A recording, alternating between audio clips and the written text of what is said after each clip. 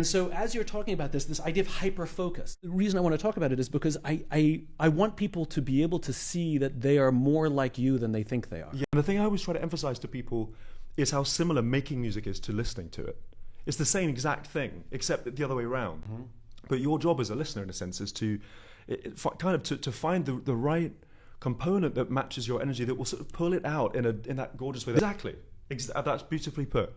And I think the thing I've learned to do, I'm not great at reading the dots and the notes and all sorts of things like this, but I think that for me, I've tried to learn how to be as fluent as possible in music as a language in general, so that if I sit down and play how I feel, something will come out that's of some kind of value based in my experiences, first as a listener and then secondly as a maker. And the whole thing goes around in a circle, and the service you provide to an audience hopefully is one of meeting them where they are and modulating them slightly, Because I'm so curious, do you make time to play, or do you find yourself just playing? I think because when you started out as a kid, it was something you did for fun. You weren't taking classes. You weren't. It wasn't like you had homework to do and you had to prepare for the piano teacher. But now it's a career. Yeah. Now there's expectations.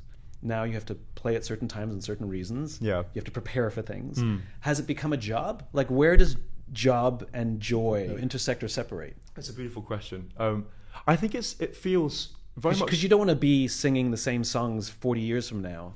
No. Well, so the funny thing about my performances, the things I prepare for, are that they're not designed to be the same each time. Yeah. So the preparation is as much of an internal emotional space one as it is a fingers one. I kind of spent a concentrated period of time towards the end of my teens really getting that language together and sort of understanding, okay, so here's how to create tension, here's how you release tension, here's how you ask a question and give an answer, here's how you twist or turn or whatever you have with the things.